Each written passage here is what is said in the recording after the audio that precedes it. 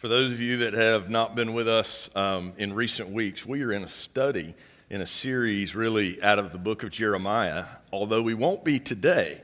And what we have been doing is literally going through those chapters and learning about a period of time and a history in which the prophet Jeremiah spoke, and some of the truths that are found there. Some of them hard truths, we look at more, okay?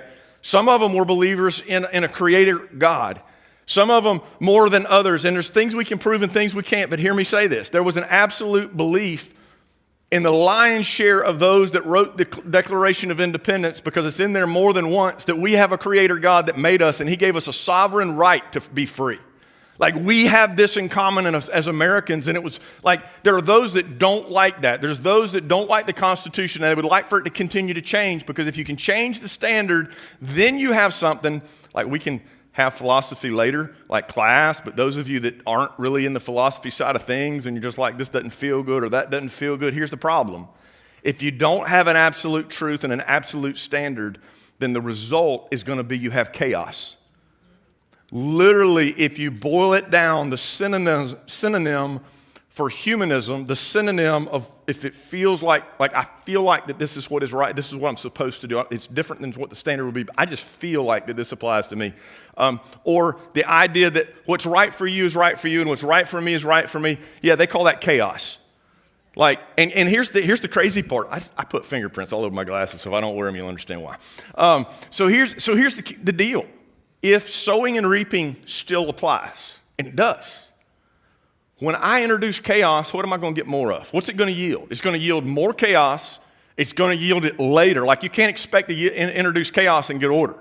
Like, part of the thing when we even talk about creation is if God started with this crazy chaos thing, it just doesn't make sense that order came out of it within the world, like of how birth happens and life and breathing and just all these different things. Like, there's an orderliness about it, right? It doesn't compute because it's not only not natural, it doesn't work. Like, the concept doesn't work. So when you have order, let's say parenting, you have order in parenting, which means as a parent, you have boundaries. Moms and dads, you're allowed to have boundaries. I want you to go home and be encouraged that if you've got rules and things that have to be done each day, things that have to be done each week, certain times that we go to bed, certain times that we eat, things we do before we eat, and even things we have to do. We don't get up. There's some mama in here needs desperately for her child to hear this. We don't get up out of bed after we've been put into bed. Like, it's a rule, it's a thing, there's a discipline with that. There's a consequence for that. Why does that matter? Children need discipline. Like, they need order. Like, if you talk to those that counsel children, they will tell you that order matters. It gives security. Even when they tell you they don't like it. Sorry, kiddos. Even when they tell you they don't like it, they like it. Successful coaches have order. They have discipline. There's a known, sometimes when I fail as a leader, it's because I don't give enough expectation. Like, I'm excited, but did I tell you what you can do? Like, did I tell you where the boundaries are between those things, right? So that you know which way to run. One of the great things about great leaders is that they give clarity. This world, the United States of America, was built on an absolute. Now, can I prove that? Well, I can in a variety of ways, but the fruit is the best proof. Before we get there, though, let's take it from a legal standpoint, right? The place in our nation where laws are made, way too many laws, right? Because it's just confusing sometimes, right? But the place where all of that started, there's a number of people whose heads are on like a relief, like a side shot of their head, left and right, inside our House of Representatives. But the most prominent place has a full, straight-on head view. The others are not biblical characters. They're people from law and philosophy and all this kind of thing that have contributed over the years to who we are and how we are. But the one symbolically and with good reason that's front and center, this is the image of that relief. It's there today. It's a picture of Moses. Now, why would they do that? Well, historians went back and looked when they got to redecorating that room in the 40s and 50s. You're like, oh, it's because they were like believers in that little era. No, they went back and looked at where we got the legal system we have and where it came from. And it came from a standard. The Declaration of Independence came from a standard. Our Constitution, it came from a standard. What absolute standard did it come from? It came from the concept of truth, that is that we have a creator. Moses was the one that wrote the first five, like he recorded the first 5 books of the Bible, and it says right there in Genesis that we have a creator God that created us. He set up a moral order in the process. Like, this is a moral order it creates a separation between us and a lot of other civilizations throughout history, that there is a moral order. But the Ten Commandments came through Moses, and much of the law that's been given, when we talk about Judeo-Christian values, literally this is a figurehead that oversees all of the giving today of the law that is made. And I'm not saying all the laws are just, but it came from a standard. Within Genesis, we find that we have a God that created us and said that life has value. We find that there is a standard there of male and female and family that's laid forth. And then after that, all of this now in the Garden of Eden, this is all before sin entered into the world and there was a curse. Work was established as a part of a foundation of how our world was created. Work was not the curse of sin. Now, toil and sweat of our brow described later on. There's a lot of sweat going on these days in Bay County, Florida, let me just tell you. But that side of it is something that came as a curse, but so did weeds, so did birth. Not birth, but the pain at childbirth. Death came as a curse. But God gave us an absolute early on, and operating off that, and as Christians, we do operate off that. As Americans, there is that foundation there. We may not like it. We may have been told something different. And I'm not here to argue in history. I'm telling you that it's been rewritten if it's described as anything different than that. But as we look at what the results are all these years later that make us different from others, I'm going to give you examples in a couple of moments. The simple fact is that what we find is that when there is absolute truth, the result is going to be order. And order creates opportunity. It creates clarity. It creates a space for freedom.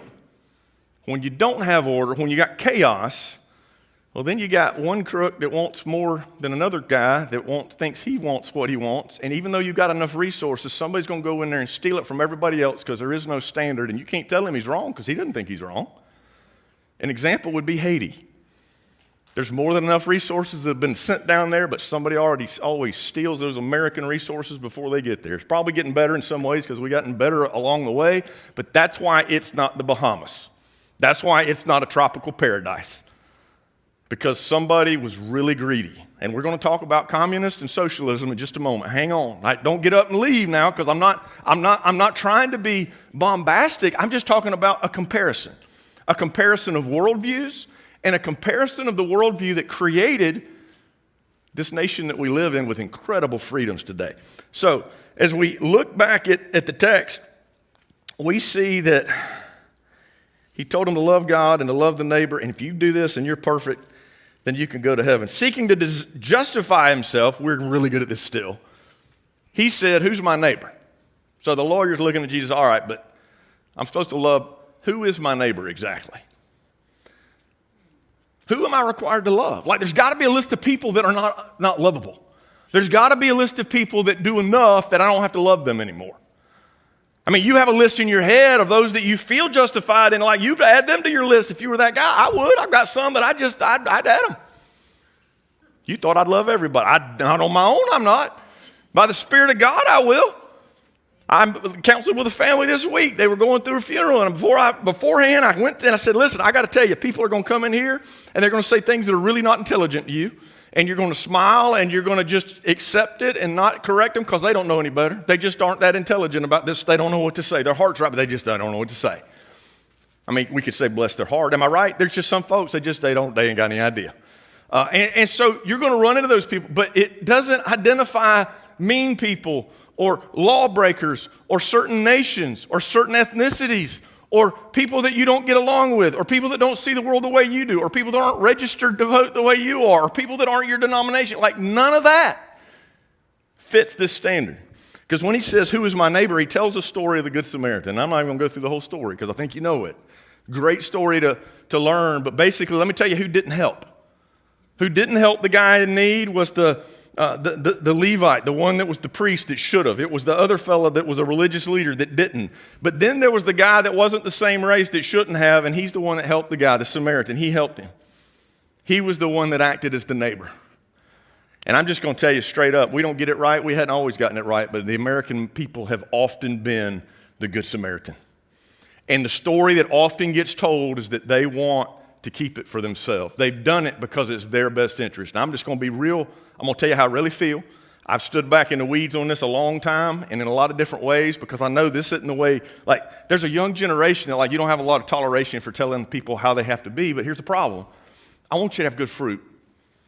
And you're not going to have good fruit if you don't know that there is a way that works and there's a way that doesn't work. Chaos doesn't work. Chaos is a rotten way to run a community. It's a rotten way to run a school. It's a rotten way to run a team. Those teams don't win. They don't. They don't have good grades. Those families don't win. Those organizations don't win. Those nations don't win. Now, somebody in that group may get everything they want because they take charge. But when you look at China and Russia and North Korea and Cuba and a fair number of Arab cities, I'm just going to tell you straight up, they don't give with a heart of generosity, and I'm fixing to prove it to you because they don't care about anybody but themselves. I'm not saying that if you're from those nations, you're a bad person. I'm saying that there's a reason why when you get past the leadership, those folks want to come here. Somebody may be telling you something different, but they're not telling you truth. We are the envy of the world. I'm not saying it arrogantly. I'm saying that all the rest of the world wants the freedom that we have found here. That's why they're lined up at the border and coming in droves. That's why they're coming from all of South America in huge numbers. I'm not saying it's good or bad. I'm saying it's a reality. And somebody from over there tells us that somehow we're not doing what we should be doing and that we could be better. And look, as humbly as I know how to tell you, why in the world would we take all the reasons from people that we protect, that we hold freedom for, that we keep other bad actors from doing bad things? Like, why would we let them tell us how we should act so that we can all be as messed up in our worldview as they are? Like, that sounds really horrible to say. Like, who do you think you are to say that? Well, I'm actually one that thinks that an absolute truth matters. Okay, and so how can I show this? Well, first of all, since we were talking about the legal system, our legal system actually accounts for justice. It counts for a consequence. And there is, I don't care if I have, it is what it is.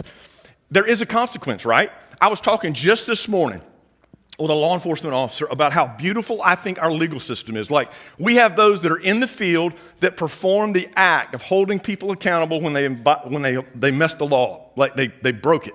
Then a report is made. Then it is eventually brought to a judge. We have, in our state, we have a prosecutor, a state's attorney. We have a person that in that process is able to look at the individual case and able to look at the merits. And there is some leeway to do what is right. And some would raise up and say, no, that's not fair. Actually, it is. If you've got somebody that's strung out on meth over here doing the wrong thing and harms their children in the process, but somebody else over here that loves the Lord and has a bad day, I'm just going to tell you, this one can contribute to society. This one probably didn't even know what day it was. And so the remediation moving forward should be different. Like, that's bold and blunt, but it's a real deal. And it doesn't matter, like, I'm not saying I don't care what the processes were leading up to that moment. What I am saying is that if you don't have order and you don't have consequences, what you end up with, probably shouldn't be so blunt here, what you end up with is people that ignore all the signage, that should know better, that have first responders risking their lives and at times losing their lives, and then we have somebody making a suggestion that, oh, it was just an accident. Oh, it might not have been purposeful. But we should know better. More signs aren't going to fix the problem. And I'm not saying that what the prosecution should look like. I'm saying there's an issue in the mind of the American people. If we think that, well, the law doesn't apply to us and we're not responsible for violating the law, having been told not to do it, we did it anyway because Americans are amazing people. And like, there's a bunch of you in here that would swim out to help somebody in need. You just would. You're not going just, and I don't know any first responder. Like, they take an oath probably to help people. There's got to be law and order someplace, right? Some of y'all are really uncomfortable with that. I can't play that out on social media. I'd have my lunch handed to me, but not because there's not a truth in it. There is a truth and there is a right and a wrong. Bad things happen every day. Unfortunate things happen every day. Many of them can be avoided if people would do different. And the system of law that is found in the United States of America, it literally affords people that do well, that do righteously, they're going to excel. And the ones that don't, they're going to get a lot of spankings on the backside, right? Like, I'm better off for having gotten switched as a kid. Like, I'm just going to tell you, I didn't get abused. Mama had a code, and I abided by it. I'm better off today. Like, for the life of me, I cannot speak to a person that's older than me and say something different than yes, ma'am, because my mama would have, like, it's been beaten into me to say that. So I don't want to make you feel old when I say yes, ma'am. Like, and I'm not going to name a couple of you that told me that. Like, you don't have to tell me. I'm like, oh, yeah, I do. I've learned. You hearing me here? So this plays across the board. So the legal system's the first piece, and it works when it's used right. Now, I get pretty stinking infuriated these days when we go back and forth on the legal side, and we get to the place that even in mainstream America, from a business perspective, we think it's okay to work the system and just not tell people the truth, and like, that doesn't matter. It does matter. In God's eyes, it matters. You need to know that. And so just because everybody else is playing that game, if you want his blessing, you better not play the game with him, because that's not who we are, okay? What about health care? Are we different than everybody else with health care? I'm just going to tell you we are. If you name the hospitals that you know of and where they came from, you're going to find that most of them came out of a Christian beginning. I'm not saying they all advocate for godly principles. We've come a long way from where our moral underpinnings used to be. But how did we get to where we are? What is the fruit of people being helped physically because of medical treatment? Well, I'm just going to tell you, the early hospitals, they started with names that had Methodist in them. And both my kids were born in a Baptist hospital. Right? I got it because I was a preacher. I got a little discount, right? Presbyterian hospitals. Catholic Charity started a whole bunch of hospitals. Ascension Sacred Heart, all these other ones. There's a lot. But then it doesn't stop there. Like, that's just kind of old news, right? But that's worldwide. That's not just in Bay County. That's not regional hospitals. That is across the globe. There are people that have gone to great expense to learn and train to be physicians because of their love for God and the desire to help people, and then smart and financially wealthy people that had the funds to invest, not predominantly at the beginning to just make money. They invested. In fact, I'll just make the case that I think most physicians today aren't in it to make money, because there ain't a lot of money to be made. But praise God, they care about people. Like, you don't have to amen it too loud, but that's a reality. Like, by the time everybody else gets their take, there's not that much left. But at the end of the day, the nurse and the doctor that I want is the one that believes that they have been given a call to love people and to help people, and this is the way they do it. That's how it started. You ever heard of MD Anderson? I found this one out this morning just because I looked. I thought, there's so many people in our church that have found great care at MD Anderson. Now, well, I knew about it. Before this morning, I knew that they are a number one place for cancer treatment, at least in the Southeast. It's Houston, Texas, phenomenal work. How did that come to be? Like, is that a Christian place? And you can look it up real quick and say, oh, I don't see anything overtly Christian. Yeah, but where did it come from? Like, the people that founded it, that started, what was their background? Well, the fellow that was a part of the beginning of that foundation that created it, he was from Jackson, Tennessee. Didn't know that till I looked it up. Went to Southwestern Baptist University. Southern Baptist School, kind of cool. Years ago, married a Presbyterian girl. Her daddy was a Presbyterian minister. Some Presbyterian ancestry in all of that family. So what would happen if you have a man whose father was the president of a bank and very wise in finances, and and a spouse that he marries has a heart for Jesus because she comes from a Presbyterian background? Like, even if I don't know enough about the families to know that they were perfect. I'm assuming they weren't. Maybe they were socialites and partied a lot, but at the end of the day, there was an underpinning that said, helping people matters. So they started a foundation that ended up that a lot of other people came alongside of, and it has turned into, they did it for the helping of people. It's turned into something that many of our folks have gotten treatment from. I looked up Moffitt just to see. There's not a quick fix there, except they modeled theirs and got support from MD Anderson. Kind of interesting, isn't it? I'm just touching the tip of the iceberg. What about education?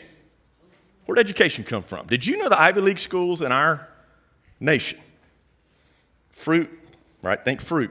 Plant a seed. Most education in our world, people in America learn to read from reading the Bible. I'm not arguing the Bible ought to be put back in schools. I'd love that. But here's the case I'm making. It was an early part of the education of so many in our nation. It's a fact that it was. Those schools that you know of where the really smart people go, like Harvard and Yale and Dartmouth, they started as seminaries. Now, you may not know what that word means. That means they started with a intentional purpose that the people that were educated in those schools about how to read the Bible and study the Bible and teach people the Bible and teach people to be discipled, to be more like Jesus, were intended to be sent out to be missionaries to share the gospel. That was the purpose for Harvard starting. Now, what we don't get to say is that the beginning point of that huge part of the educational system, messed up these days, right, in a lot of ways. They've missed the underpinnings, but we know why it began. Do you just want to care to guess where education for many people all over the world began? It began with a group of believers that wanted folks to learn to read the Bible. The Reformation was a huge moment in the life of education in our world. It's had incredible impacts. Why? Because the whole Reformation, you know, when the Protestants wanted to read the Bible for themselves, and so the theses were nailed on the door, and there's this revolution that occurred as a result. People wanted to learn how to read the Bible for themselves, and so people began to get educated. Let me just give you another defining factor for us. People want to talk about other nations. I'm not knocking anybody else, but there is no place in the world that I know of that women have more rights than they do here. I can tell you that the education of women would have been one of the things that would have been close to the heart of ministers early on. I mean, it would have been. The voting rights, that came in America because of the underpinnings of the value of an individual. Check out a Muslim nation. Pick one. Pick one that truly goes by the book as it's written, the Quran, that gives value there. They don't, because the worldview's different. And you get what you get. You start with an absolute truth, and you're going to get the fruit from it. You start with a truth that is different and that leads to a violent result. Well, you're going to get a lot of what you get in some of those places. You're going to get repression and pushback. I want you to know that we trust in the Bible as an absolute truth that establishes at the beginning that freedom is built in the DNA of who God has created us to be in His own image. You were born to be free. Let me prove something else to you. When we go abroad, Americans, I'm going to just keep coming with info till I run out of time. Y'all get this, right? Don't turn me off, though, because some of you will never hear it if I don't give it. All you hear is just but I hope I have a track record enough with you. I don't get up here and do this every week. I'm not Republican. I'm registered as a Republican, but here's the point. I'm not up here I shouldn't have told you that. I'm not up here to advocate for one side or the other. I'm unhappy with both sides. Am I allowed to just say that? Because I want us to take that flag. I don't want to give a party that flag to let them fly it and it mean that I'm for this or I'm for that. I'm for the freedoms that affords me, that gives me the opportunity that's unprecedented with resource and freedom of speech to share the gospel with anybody, anywhere, within the sound of my voice. That's not normal. And I want to celebrate that. 247 years of I've got free speech. That free speech gives all the yahoos that say things that aren't smart the opportunity to say things that aren't smart and the opportunity to say things that aren't true. But I hope that my compass is sharp enough and that yours is to know what the real truth is. So when we go abroad, there's this group that says, hey, we're always on the take. Can we talk logic just for a minute? We're the most powerful nation in the world. There's not an economy this close. Nobody gives what we give to other people.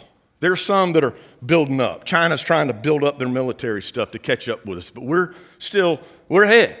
They got a few more ships at this point, but we got more missiles, and they're better. You say, are you sure you should talk like that? America, if we don't stand for freedom, there is no freedom.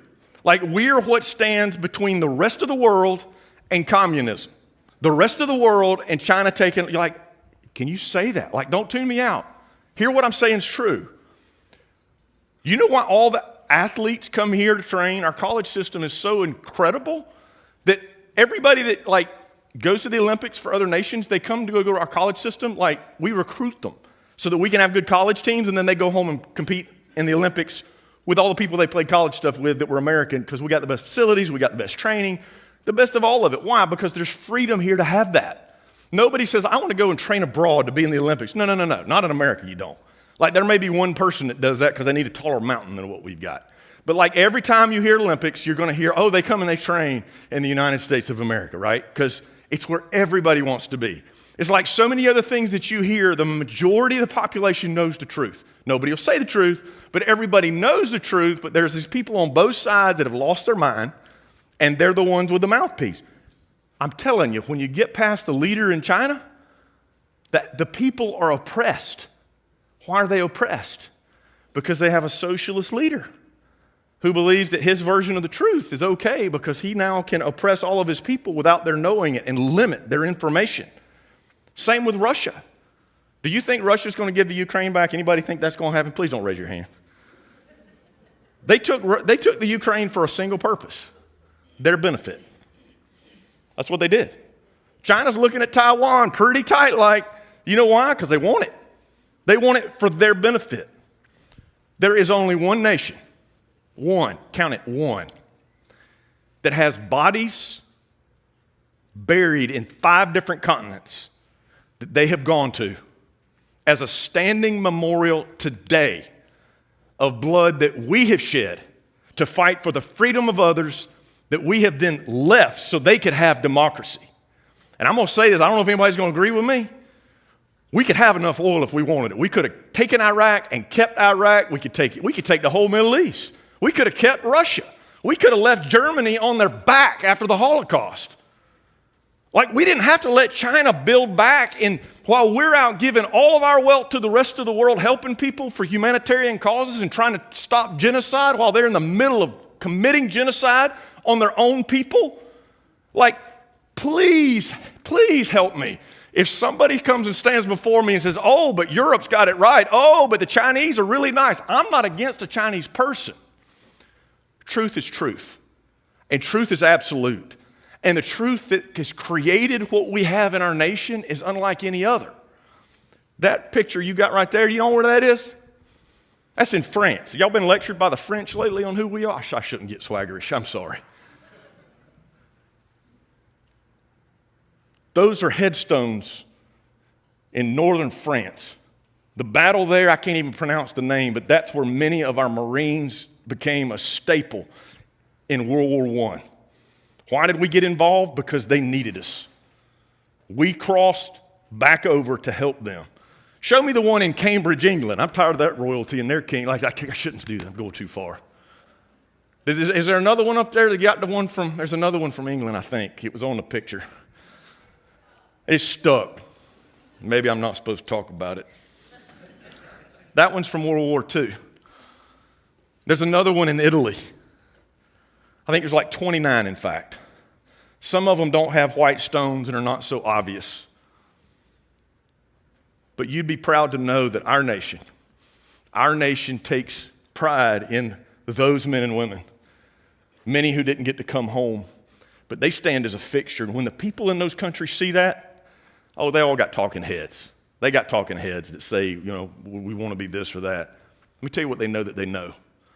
America defends freedom for the world, and we've done it for 247 years. It stands as a fixture that says, don't mess with people that America stands beside because you don't want them to have to come fix it. I know it's not what it once was. I know that doesn't sound Jesus-like, but listen to me. I believe in my heart of hearts that there have been, look through the Old Testament, like God expects governmental authorities to hold a standard of truth and of righteousness. This whole concept, look, I'm not trying to be political, but I am being because these things overlap. Me first, as America goes, is not biblical. It is profoundly unbiblical. Who is my neighbor? My neighbor are not the orphans crying out that have nobody to help them, that have been cast aside by the Chinese that we're adopting. Praise God, we can adopt them, but don't tell me the Chinese are doing something better than us. And praise God that somebody, there it is, Cambridge. That's pretty, isn't it? I mean, all we ever see is the palace, but that ain't the queen. That's the blood that was shed that stands today for what we've done. They're not going to tell you that nobody else does that, but nobody else does that. When they tell you that we went into Iraq, like there were probably some people that wanted more power and wanted their day in the sun or wanted to finally get into battle and fly their planes. Listen, we left those places. Well, yeah, that's the problem. We left those places. If we wanted it for power, we would have kept them. We didn't do what the Romans did when they built their empires. We didn't do what the Babylonians had done. We didn't do what so many before us have done. Why? Because we were built on a foundation that we love the freedom that God has provided for us. And here's what that flag means. American principle says, I want all that don't have freedom to have freedom. I want you to have the same opportunity to educate your kids, to work hard, and to do right that everybody that has freedom could have, which is why we still are the envy of the world. Let's talk about finances just for a moment because ultimately money says a lot about a lot of things. I did a little research this week. Like, I'm intuitive on a lot of this stuff, and I'm like, oh my goodness, this is even worse than I thought. They did research on who was the most generous. Remember, the heart's different in America. These private donations is a philanthropic group that put this study together. This is 2021. That big bar, you can't see all of it, I get it. But the big bar at the top, that's the United States of America. $43.9 billion is what we gave privately, not the government, privately abroad. Every other bar you see there is the most generous compared to us. $4.9 billion was the UK. Nobody's close. Nobody's close. We are the most generous by far, like $13 billion a year is what we give for immigration. And to help with the crises that refugees deal with. We get all this pushback about not letting people into our country and how we're not nice or generous or whatever. Ask any of those fancy Europeans that we try to, like, if you're from Europe, no offense. But like, we are like literally a different level. Why at a different level would we say, oh, we got to dumb ourselves down? No. We more closely reflect a generous heart of God than any other nation compared. Now, if that generosity is what results from a group of people that follow the code that Moses gave us, a Judeo-Christian value set. Let's look at who worldwide are the most generous or not generous people in their government, right? Because the government's following after like it's been built all this time, 247 years. Oh, look at that. United States of America is the most generous in the world. This measures three different stats. It measures the amount of money given privately. The amount of money given over a 10-year period of time. It measures the amount of time that was invested in the number of people that did something to volunteer for somebody else. This is no shock to me. None. Not even a little bit. Now let's look at the lowest group. Let's see who we have on here. China. They measured 126 countries. China's at the bottom. Oh, Yemen's on there. State of Palestine. The Russian Federation. All those people in the Ukraine, you think they helping any of them? Look, they don't even help their own people. Let's talk about something else. Let's talk about prisons for a minute. Like, I could go through some more numbers. Who in the world helps people in prison? Jesus said, I was sick. I was in prison and you came to see me. Do you know the only people I know of that do it consistently across the board, across the world, are Christians? Why do they do that? Because we're living out the value system that we have that's an absolute standard that says life matters, even the person that's the law, that violates the law. We literally have a group of students that have 30-year sentences that I was talking to a guy that I asked him. I ran into him this week and I asked him, I said, tell me about all these guys in these prisons. What is it like, Christian versus other? Randomly, you may have another religious group that will do a thing, but there's no consistency. It's not across the board. We have found, because we're entrepreneurial, these believers in Jesus Christ, they're evangelistic, we're going to find a way. That's what we do in America. If we can't figure it out, we're going to find a way. We'll come up with a better way. That's what freedom produces, right? When you take the government hand off. And so we have convicted felons, 30-year sentence, that have completed seminary training from a Southern Baptist institution and are now chaplains within the system that they're, quote, stuck in because, well, they found the grace of Jesus Christ. I kind of think that's cool. Anybody else thinks that's cool? But can I tell you who else is doing that? Nobody. Who's doing it at the local jail? Nobody. It's the Christians. I mean, we're the ones that are there. Pick a denomination. It really doesn't matter, but you hear what I'm saying. And I've already started talking about orphanages. Where do you think Anchorage Children's Home came from? I'm not saying that they've picked a denomination or started, but let me just tell you the underpinnings were Methodist. It's always been Christians in Bay County. And I got to stop because I can't just flat go off today. You pick a state, and to the degree that that state holds to the truth and holds to the code, you'll see the evidence of how this produces fruit. You know who the absolute least generous state in the union is? California. You say, well, why is that? Because they're closer to China. Can I say that? I don't know if I'm allowed to say that. Is that bad? I probably shouldn't have said that. Listen, here's what's crazy. Some of you, if you're from California, God bless you. I'm glad you got out. And if you're here, I mean, I'm being honest. Like, guys, listen, are we not allowed to say that if you keep doing what you're doing the way you're going to do it, it's going to hurt, you're not going to like it, the results are going to be bad, and it's going to hurt the rest of us? Like, are we not allowed as parents and pastors and community members to say that anymore? Because all views aren't the same. In our city, the people-loving people are churches. That's who it is. We're the greatest force for good on planet Earth. It's true in every state in the union. It's true in every city. If it's happening and it's done out of loving the weak, loving the widow, loving the old, why do we not like abortion in America? And can I just tell you why we've won that battle? Why we're different than communist China that limits the number of people for so long and millions. We got a problem. I'm telling you, we got a problem that we didn't do right. But we're different because we have a value system that is embedded with us. I'm going to finish with a statement. We are so blessed to live where we live. It's been said about this democracy that freedom is not inherited through a bloodline. And unless you model it and teach it, practice it, and fight for it, then you will be a generation that tells your children, your grandchildren, your grandchildren's children what it was like to live in a nation that was truly free. But let me say this, and we may already have slipped down the slope. Like, I'm not mad. I'm thankful for who we are as a nation. But my eyes see a little clearer today that truth has an end product that is a godly product. Christianity is only one generation of being non-existent. You don't inherit it in your bloodline. You didn't become a believer because somebody else was. But it is protected and provided for and carried on by modeling and practicing and telling the truth like about what is reality. And if we don't, then we will be that generation who tell our kids and our grandkids what it was like to have the right to share the gospel of Jesus Christ all over the world, and we didn't do much with it. My heart this morning is this. We have unprecedented resources. We are an incredible nation, community. When we get it right, we got our flaws, but when we get it right, there's no close second. But it's because of the grace of Jesus Christ. There's a world that needs the gospel that doesn't know what freedom looks like or feels like, and that Jesus Christ is where that purpose and that hope comes from. We've got the privilege in 2023 to share it with them. It's bigger than us, guys. Let's make the most of it, okay? So July 4th, what I want you to do, I want you to celebrate. Not talk about what's wrong with America. Talk about what's right.